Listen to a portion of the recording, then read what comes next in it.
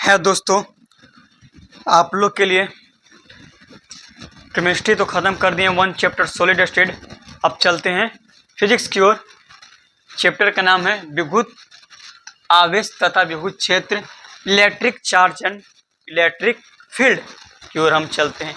और एक सबसे बड़ा इन्फॉर्मेशन कि जो भी विद्यार्थी क्लास 9 से क्लास 12 में है उनके के लिए तो ये फ्री में पढ़ाई जा रहा है इस चैनल पे, और जो भी विद्यार्थी क्लास 10 और 12 में है उनके लिए क्रैश कोर्स लॉन्च हो रहा है जल्दी इसी चैनल पे, बिल्कुल 49 रुपया में, बिल्कुल 49 रुपया में। और जिसके पास 49 रुपया भी पैसा देने के लिए असमर्थ हैं उनके लिए बैच फ्री कर दिया जाएगा। और एक बात, हाँ, बैच अगर पढ़ाई समझ में नहीं आएगा तो 100% पैसा वापस करने की फुल गारंटी, 100% पैसा वापस करने की फुल गारंटी ले रहे हैं। पैसा वापस होगा, पैसा वापस करने की फुल गारंटी 100%। तो आप लोग सपोर्ट कीजिए और जल्दी से मेरा ज़्यादा नहीं 1K सब्सक्राइबर कंप्लीट करवाइए। 1K यही ना हो जाएगा उस दिन तक क्रैश कोर्स लॉन्च हो जाएगा और आप लोग की पढ़ाई बहुत अच्छी से चल रही और बिल्कुल बोथ मीडियम में होगा, बोथ मीडियम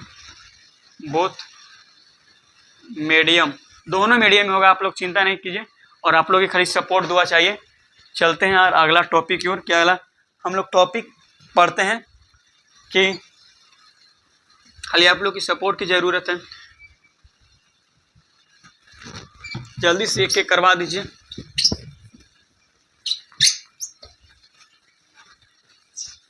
चलते हैं, देखिए अब हम लोग पढ़ ही लिए विद्युत आवेश तथा विद्युत क्षेत्र। तो पहले हम लोग आवेश के बारे में जानते हैं कि आवेश क्या होता है, ठीक है। तो अगर हम आवेश चार्ज जानते हैं, क्या जानते हैं? चार्ज। इंग्लिश में लिखे हैं या हिंदी? बोथ, दोनों मीडियम, ठीक है, दोनों मीडियम लिख रहे हैं। आवेश, ठीक है। तो ये जो आवेश होता है ये 3 टाइप के होता है। कितना टाइप के होता है? 3 टाइप के होता है। तो कौन कौन होता है? एक होता है फ्रिक्शन जिसको बोलते हैं हम घर्षण, जिसको बोलते हैं हम घर्षण। और एक होता है कंडेंसन, मतलब जिसको बोलते हैं चालन, कंडेंसन जिसे बोलते हैं चालन। और एक होता है इंडक्शन जिसे बोलते हैं प्रेरण, इंडक्शन जिसे बोलते हैं प्रेरण। तो आप लोग तो यहाँ तक तो आप लोग के समझ में आ ही चुका है। तो अच्छा बोलू से लिखें, नहीं दिखाई दे रहा, ठीक है, हम बोलू से लिखते हैं। तो पहले हम लोग चलते हैं आवेश की ओर कि चार्ज क्या होता है, ठीक है। तो हम लोग चार्ज थोड़ा जानते हैं कि देखिए चार्ज क्या होता है कि आवेश किसी पदार्थ का वह गुण होता है जिसमें चुंबकीय प्रभाव और विद्युतीय प्रभाव दोनों उत्पन्न करता है, उसे आवेश बोलते हैं, चार्ज बोलते हैं। डायरेक्ट इसको याद करिए कि विद्युतीय प्रभाव चुंबकीय प्रभाव दोनों उत्पन्न करता है। विद्युतीय प्रभाव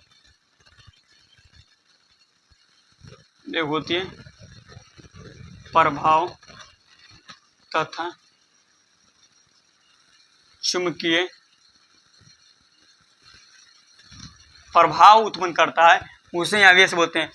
आवेश पदार्थ का वह गुण है जिसमें विद्युतीय प्रभाव चुंबकीय पदार्थ उत्पन्न करता है, उसे आवेश बोलते हैं, चार्ज बोलते हैं। और एक याद रखिएगा ऑब्जेक्टिव में देगा कि आवेश क्या है?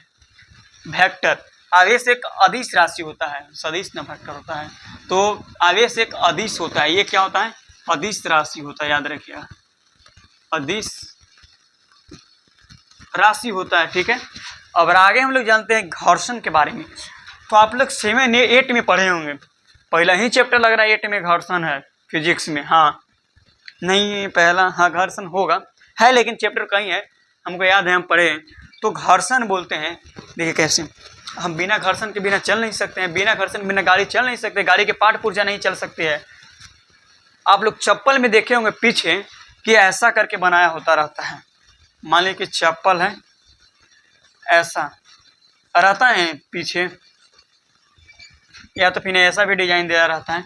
तो ये चप्पल क्यों दिया जाता है? कि घर्षण बल कार्य करे, और जब भी घर्षण बल कार्य करेगा तभी हम लोग चल पाएंगे, और न तो ये चिकना रहेगा ना तो घर्षण बल कार्य नहीं करेगा, हम चलबे नहीं करेंगे, फिसल जाएंगे। समझे? तो हम अगर घर्षण की क्या बोले कि अगर हम इनको, तो घर्षण बल जब आपस में लगड़ते हैं ना, देखिए जब ठंडे के दिन में हम ऐसे ऐसे हाथ को लगड़ेंगे ना ऐसे ऐसे, तो घर्षण उत्पन्न, देखिए अभी भी गर्म हो गया हाथ, घर्षण के कारण होता है। किसके कारण होता है? घर्षण के कारण होता है। तो घर्षण यही इसी को बोलते हैं कि घर्षण के कारण होता है कि हम चल नहीं सकते हैं, दौड़ नहीं सकते हैं, गाड़ियाँ नहीं चल सकती हैं। समझे? वही हो गया घर्षण। और हम लोग चालन की ओर बढ़ते हैं, तो ये क्षण से संबंधित, या मतलब ये चालन जो है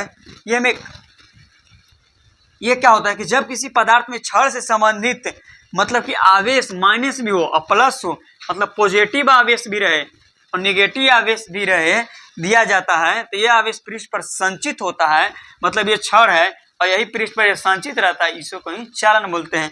और आगे हम लोग पढ़ते हैं प्रेरण क्या होता है। प्रेरण के बारे में थोड़ा हम लोग जानिए। तो प्रेरण क्या होता है कि किसी पदार्थ के समीप आवेश वस्तु की उपस्थिति में पदार्थ में आवेश में पुनः वितरण या घटाने को प्रेरण कहते हैं।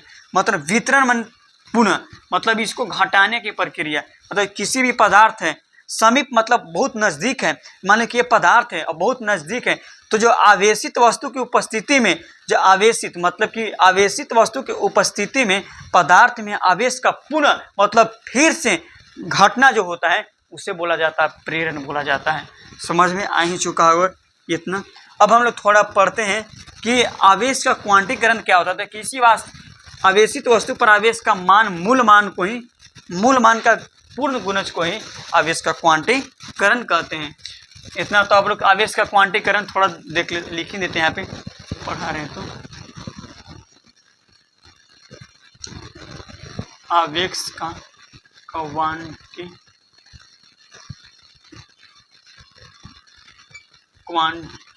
क्वांटीकरण समझे।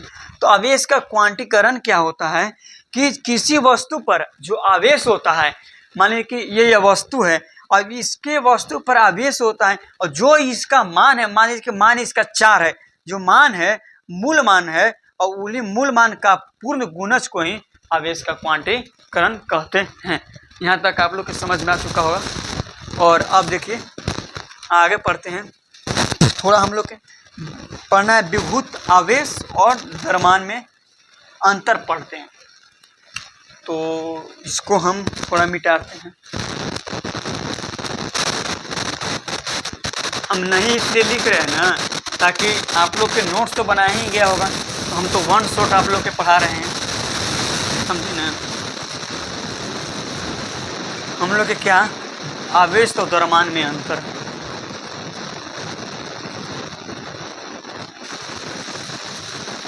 आवेश तथा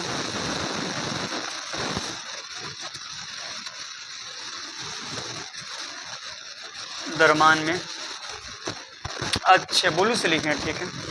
मान लीजिए कि आवेश है द्रव्यमान,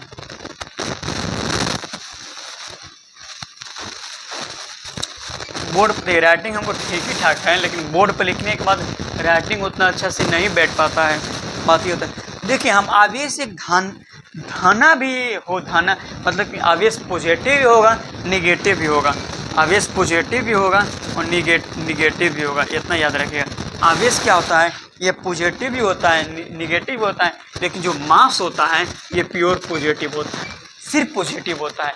एक तो आप लोग के हो गए।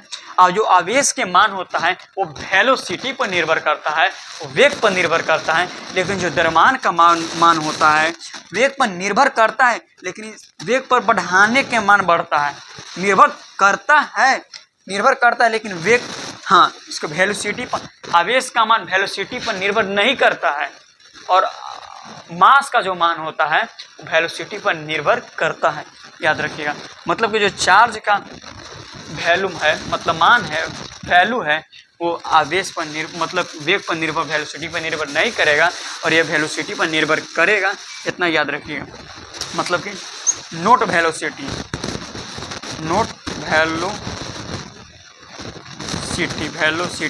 और ये यस सीट, याद रखिएगा, ठीक है। और आगे क्या करते हैं कि ये बिना द्रव्यमान के अस्तित्व नहीं है इसका। जो आवेश है बिना द्रव्यमान के, आवेश कोई भी रहेगा तो बिना द्रव्यमान के रह सकता है? नहीं रह सकता है। बिना द्रव्यमान के आवेश अवस्थित नहीं है, लेकिन ये द्रव्यमान के भी अवस्थित संभव है। मास है, द्रव्यमान रहेगा तो अवस्थित है, बिना द्रव्यमान के भी द्रव्यमान रहेगा। जो मतलब कि आवेश ये है, जो आवेश के बिना द्रव्यमान का अस्तित्व संभव है, ठीक है। अब आप लोग अंदर तो जान ही चुके। एक न्यूमेरिकल आप लोग बनाइएगा क्या,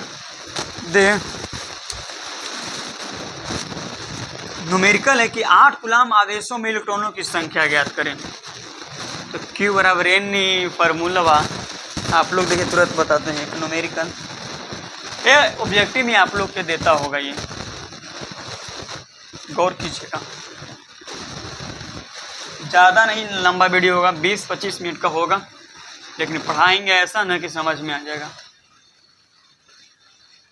अच्छा, एक भैया ने कमेंट, एक स्टूडेंट ने कमेंट किए कि मैथ पढ़ाइए 12th का, तो बहुत जल्द मैथ पढ़ाने आ रहे हैं, बहुत जल्द। हम भी पढ़ाएंगे, ऑल सब्जेक्ट पढ़ाएंगे, चिंता नहीं करिए। हर सब्जेक्ट में धुरंधर है। एक आध बार देख लीजिएगा, कमेंट कीजिएगा किसी टॉपिक से आप लोग के सवाल पूछना हो। 9 से 12 तक का मैं ऑल सब्जेक्ट पढ़ाने के लिए तैयार रहता हूँ। थोड़ा इंग्लिश मेरा वीक है, लेकिन वो भी मेरा है, मतलब पूरा उम्मीद है कि इंग्लिश बहुत अच्छा से हो जाएगा। आप लोग के इंग्लिश में 90+ खुद करवा देंगे, 90+ खुद इंग्लिश में करवा देंगे। आप लोग चिंता नहीं की। आप लोग के तो इतना ही बोल रहे हैं ना कि एक के खाली जी सब्सक्राइबर करवाइए ना, क्रैश कोर्स तुरंत लॉन्च होगा। जब बोल दिए तो बोल दिए, एक के जल्दी से करवाइए सब्सक्राइबर। एक के होने में कितना देरी है? 750 होने वाला है, 250 घट रहा है, करवाइए फट से, क्या दिक्कत है? हाँ, एक के जल्दी फट से करवाइए तो, और हम तुरंत क्रैश कोर्स 49 रुपया में लॉन्च करते हैं।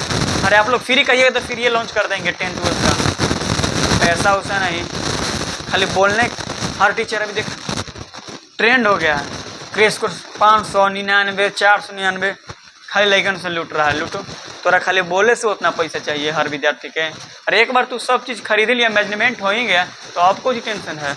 टीचरे के ना महीना देना होगा, यूट्यूब से कमा ही रहे हो। कितना खाली लूट के क्या करेगा सब कोई। वादा देते हैं ना विद्यार्थी, आप लोग वादा देते हैं आप लोग के विद्यार्थी, अगर मैंने अच्छे पौधान, मतलब ये आप लोग की सपोर्ट से अगर अच्छे जगह तक पहुंचा देंगे ना, जो भी विद्यार्थी कहिएगा ना, हर बैच एकदम कम प्राइज में लेके आएंगे। और जिसके पास पैसा नहीं होगा उसके पास बिल्कुल फ्री में होगा, ठीक है। सब पॉलिटेक्निक, पैरामेडिकल, ITI सब निकाल के बैठ चुके हैं, हल्के में मत लेना, हम पहले बता रहे हैं। तो चलिए अब चलते हैं कि 8 कूलाम आवेश में इलेक्ट्रॉनों की संख्या ज्ञात करें। क्वेश्चन है 8 कूलाम आवेश में इलेक्ट्रॉन की संख्या। अब कैसे? और जैसी संख्या बोलेगा ना तो Q बराबर N, और N के जगह पर नहीं, हम लोग के संख्या निकालना तो N के जगह पर 1 दूने रखते थे, नहीं, हम लोग के संख्या ज्ञात कर रहा है तो नंबर, इंग्लिश में इसको नंबर बोलते हैं, तो हम लोग डायरेक्ट N बराबर Q/E, समझ में आया? डायरेक्ट ऐसे लिख देंगे। तो हम लोग बनाते हैं ना, देखिए डायरेक्ट हम बनाते हैं। ये तो आप लोग N बराबर फार्मूला हो गया। हाँ, अब देखिए डायरेक्ट हम यहाँ से निकालते हैं जो Q का मान होता है वो कितना होता है, आप लोग जल्दी बताइए तो ना। E बराबर यहाँ आएगा, अच्छा E/Q ना होगा, E/Q। हाँ, तो इसका मान हो जाएगा Q/E, सही तो लिखबे किए थे। तो 80 कूलाम देवे किया, इलेक्ट्रॉन के कितना हो जाएगा 1.10 कूलाम। और जब इसको सॉल्व कीजिएगा ना तो आ जाएगा कितना, N बराबर 5 × 10⁻19 कूलाम। ये आपको ऑब्जेक्टिव में भी देले होगा। अब इसको सॉल्व कीजिएगा तो तो आप लोग के बहुत अच्छे से हम पढ़ा देंगे। इतना मेरे पास नॉलेज है और इतना मेरे माता पिता ने पढ़ा दिए हैं कि आप लोग के पढ़ा देंगे। किसी आप भी बता रहे हैं ना कि ऑफलाइन के लिए मेरे पास इतना कॉल आ रहा है ना कि आइए ना ऑफलाइन के लिए, 12th के पढ़ाइए, फिजिक्स पढ़ाइए ना, 10 के पढ़ाइए ना। हम बोले कि अभी मेरा पास किसी भी टाइम अभी टाइम ही नहीं है, मेरा खुद भी पढ़ना है और बच्चों लोग के भी ऑनलाइन पढ़ाना है, इसलिए मैंने नहीं जा रहे। जल्दी में मेरा एक दोस्त है, वही ने कॉल किए कि दीपक जी थोड़ा पढ़ाना है, एक जगह पढ़ा दीजिएगा, क्रैश कोर्स में अच्छा खासा सैलरी दे देगा, 2-3 महीना पढ़ा दीजिए। मंथली बोला कि 15-20 हज़ार मिल जाएगा, तो 3 महीने पढ़ाएगा तो 50 हज़ार हो जाएगा। क्रैश कोर्स में पढ़ाना है और जब भी आप सिलेबस ख़त्म कर दीजिए। तो मैंने सोचा कि नहीं, मेरे पास टाइम नहीं है, 50-60 हज़ार हम पैसा नहीं देखेंगे ना, पैसा हर चीज़ नहीं होता है, मेरे पास टाइम नहीं है, इसलिए नहीं गए। है कोचिंग है तो वहीं बहुत कोचिंग है और मेरा जान पहचान बहुत कोचिंग है, इसलिए। तो आप लोग यहाँ तक तो समझ चुके होंगे। अगर अगला टॉपिक आप लोग देखिए, एक हम थोड़ा से आप लोग के तो यहाँ एक पॉइंट थोड़ा देख लीजिएगा, पॉइंट हम लिखवाते हैं, लिखवाने के बाद थोड़ा ख़त्म करते हैं ताकि मेरा भी मन अब 8 कूलाम वाला में है, याद रखिएगा 8 कूलाम में।